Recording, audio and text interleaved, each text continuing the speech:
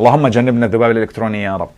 السلام عليكم. شاب سوري في الكوميونتي موجود عندنا هون في كندا نزل بوست على صفحات التواصل الاجتماعي بيتهم جمعية خيرية NGO موجودة في كندا هي ومكتب محاماة للهجرة بأنهم احتالوا على 50 عائلة سورية من اللاجئين متمركزين ومتوزعين في دول الخليج العربي. وبدأ التشهير وبدأ الغلط في هذه الجمعية وفي هدول المحامين. هذا المنشور دفعني إني أبحث أكثر في هذه القضية وأشوف شو المشكلة.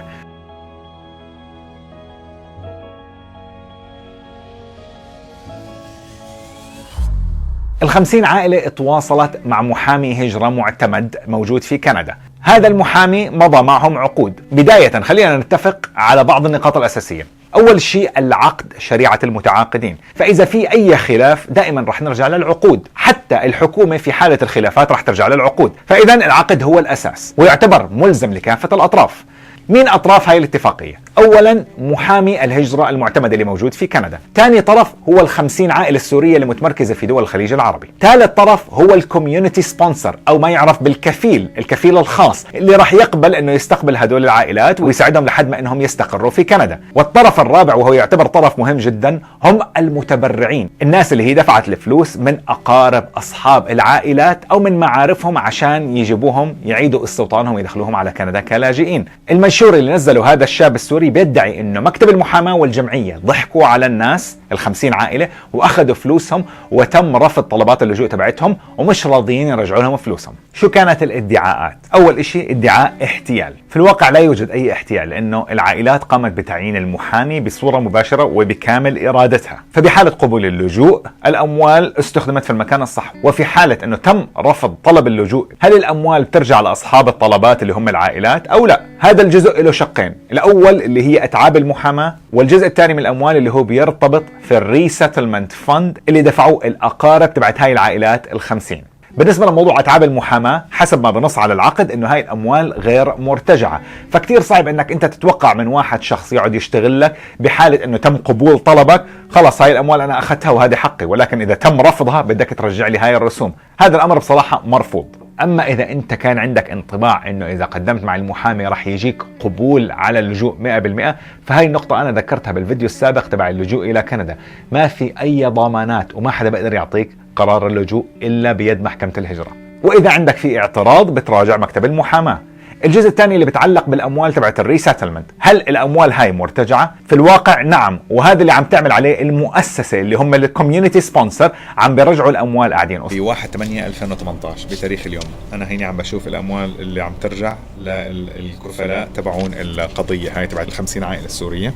هل الكوميونتي سبونسر اللي هي الجمعيه الخيريه اخذت تبرعات من هدول الناس او اجبرتهم انه عشان هي تعملهم كفاله انهم لازم يدفعوا تبرعات للجمعيه؟ في الواقع انا حكيت مع بعض الاهالي وكلهم اكدوا انه لا، هذا الحكي ما صار، وكل الفلوس اللي هي دفعوها للريسيتلمنت فند هي كانت المبالغ الوحيده اللي دفعت لهاي الجمعيه ورجعت لهم بالكامل. هذا التليفون مسجل المكالمة إذا ما عندك مشكلة. نعم لا ما في مشكلة إن شاء الله. أنت واحد من ال50 عائلة اللي تم رفضهم اللي أنتوا قدمتوا عن طريق مكتب الحماة أو مكتب استشارة الهجرة. كم نفر أنتوا اللي كنتوا بالابليكيشن مع بعض؟ 3، أنا وزوجتي وابني.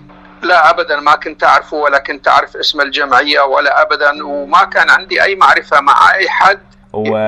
يعني فعليا مكتب المحاماة هو اللي كوميونتي سبونسر، انه ما له دخل، يعني انتم ما عندكم اي علاقة كانت مع الكوميونتي سبونسر اللي هو الجمعية اللي هي الجمعية، وانه هم اللي اقترحوا عليكم هاي الجمعية انه تكون هي الكفيل تبعتكم. نحن ما كنا نعرف الجمعية ولا نعرف شيء، هم يعني على اساس هم مستشار الهجرة وهم قالوا كل شيء علينا ونحن راح نرتب الامور، وانتم كل اللي عليكم تدفعون اتعاب المكتب وتدفعون السيتلمنت الوديعه. لا انا بالنسبه لي في عندي ابني في كندا في تورنتو وهو اللي دفعها من حسابه الشخصي وعنده المستندات اللي تثبت هالشيء هذا، دفعها للجمعيه. احد الادعاءات كان بيحكي انه هاي الاموال اللي رجعت للريسيتلمنت فند لا اللي هم اقارب العائلات ال50 ما رجعت بشكل كامل. هذا الادعاء باطل، وانا شفت البنك ستيتمنت تبعت المؤسسة من وقت تأسيس هذا الحساب للاجئين من سنة 2016 لحد اليوم. الاموال اللي دخلت عم ترجع للعائلات في الكامل. 25 من اصل 50 عائلة استلموا اقاربهم اللي هم عملوا الريسيتلمنت فند استلموها بالكامل وغير منقوصة. فيعني اذا فادي دفع $20,000 من قبل سنتين عشان يجيب عائلته وبعد ما تم الرفض رجع استلم $20,000 مرة اخرى. وبعدين لما القضية تم رفضها اللي هو ملف اللجوء تبعكم، هل الفلوس تبعت اللي هي الساتلمنت اللي هي الكفالة رجعت لكم؟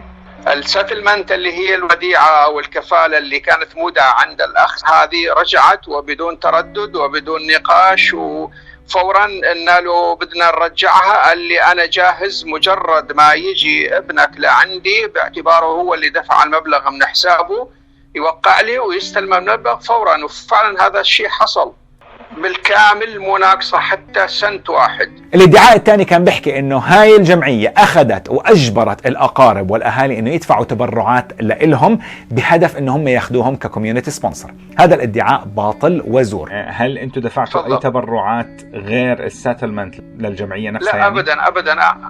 انا هذا كلمة تبرع سمعتها من بعض الناس، بس انا ما شفتها ولا اعرفها ولا حدا حكى لي عنها ولا حدا طلبها مني ولا دفعت لحدا.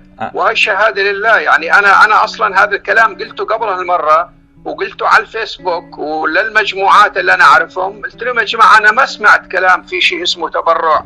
أنا أول مرة متفاجئ بالكلام اللي أسمعه. أحد الادعاءات الثانية حكوا إنه بهاي السنتين هاي المؤسسة عملت أرباح وفوائد من البنك على هاي الأموال. هذا الحكي غير صحيح. الأموال تم وضعها في حساب تراست فند في البنك تبع المؤسسة، وأنا راجعت البنك ستيتمنت تبعت المؤسسة لمدة سنتين على هذا التراست فند ولم يحصلوا على دولار واحد فوائد. على العكس، فالجمعية كانت تدفع ما يعادل 120 دولار رسوم شهرية عشان يتركوا هذا الحساب فعال، وهاي ال 120 دولار كانت تدفع من حساب المؤسسة، فما حدا كان يغطي لهم هاي التكاليف. ادعاء آخر كان إنه سبب الرفض هو تقصير الكوميونتي سبونسر بتقديم الأوراق اللي طلبتها هيئة الروكو اللي هي ريساتلمنت أوثوريتي اللي موجودة في أوتوا. السؤال الجوهري هون، هل يوجد أي مسؤولية قانونية على هذا الكوميونتي سبونسر لأنه تأخر في تقديم الأوراق؟ الجواب هو لا، لأن الكوميونتي سبونسر عم يعمل خدمة للمجتمع وللاجئين. في حالة إنه هو تقاعس وما قدم الأوراق، الحكومة الكندية ما بتحمله أي مسؤولية قانونية. بعض العائلات قد يروا إنه والله إحنا انظلمنا وتم رفضنا لأنه هم تقاعسوا. نعم، هذا الحكي بيصير، ولكن لا يوجد أي مسؤولية قانونية اتجاه الكوميونتي سبونسر. المسؤولية القانونية بتقع عليهم إمتى؟ إذا تم قبول طلبات اللاجئين واصدرت التاشيرات عشان هاي العائلات يدخلوا على كندا. اذا قرر وقتها الكوميونتي سبونسر انه بده ينسحب، ساعتها الحكومه الكنديه بترفض وبتحمل المسؤوليه، لانه هو تم قبول اللجوء تبعهم بوجود هذا الكوميونتي سبونسر اللي هو كافلهم على اساس انهم يدخلوا ويامنهم لما يدخلوا على كندا. بعد كل هاي المعلومات وهاي الحقائق، اذا لحد الان في اعتراض عند بعض العائلات على اللي صار معهم، مين هو المسؤول فعليا؟ وانه اذا بدك تقدم اعتراض وين بدك تقدمه؟ المسؤول الاول اللي انت مضيت معه العقد وهو محامي الهجره. واذا بدك تقدم اعتراض بتقدمه بطريقة قانونية، بأنك بترفع قضية أو بتبعت إخطار من مكتب محاماة رسمي، مش بنقعد منشهر في بعض على صفحات التواصل الاجتماعي، لأنه التشهير يعاقب عليه القانون مش بس في كندا وإنما في جميع الدول. في خط كتير رفيع بين الحرية في التعبير عن الرأي وبين التشهير. إلك الحق إنك تعبر عن رأيك، ولكن إذا المعلومات والأشياء اللي أنت بتحكيها صار فيها مضرة على أشخاص، على شركات، هاي المضرة تجارية، معنوية، نفسية، اجتماعية، أنت تتحمل المسؤولية القانونية. فيعني خلينا نتذكر أنه إحنا اليوم مش عايشين بحارة الضبع. يا حيف عليك يا أبو النار يا باطل، وتشوش عوينية. عمل لك طب لسانك أحسن ما أشخطك بعرض يا. بدك تلجأ للقانون وتتصرف بطريقة حسب قانون الدولة اللي أنت عايش فيها. فأنا اليوم ما عم ببرئ هاي الجمعية ولا محامين الهجرة اللي اشتغلوا على هاي الملفات من أي تهم عليهم، فأنا ما إلي أي مصلحة في هاي الحرب اللي صارت. I don't have a dog in this fight. I'm just a fan who came to say hi. ولكن في هاي القضية تحديدا أنا عم بذكر المعلومات وعم بحاول أورجيكم إنه وين الخطأ صار ومين اللي بيتحمل المسؤولية. وحاليا ما في حدا عليه أي خطأ، وإنما بعض العائلات اللي هي صابها إحباط لأنه تم رفض اللجوء تبعها عم بيحاولوا يتصرفوا بطريقة غير عقلانية، وعم بيستعينوا بناس غير موجودين في المجتمع تبعنا، هم عبارة عن ذباب إلكتروني.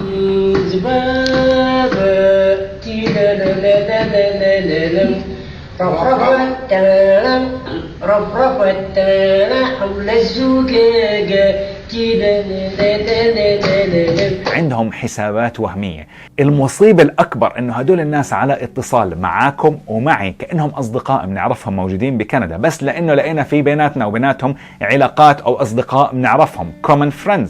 وبالآخر بعد البحث المستمر خلال الأسبوع الماضي كل الحسابات اللي عم بتشهر في هاي الجمعية وفي مدير هاي الجمعية هم حسابات وهمية، أشخاص ما بنعرفهم ولا إلنا علاقة فيهم، وعلى رأسهم هذا الشاب السوري اللي أنا هو عندي مع الكونتاكس تبعتي على الفيسبوك ومع كتير من أبناء الجالية العربية اللي صار له معانا أكثر من سنة.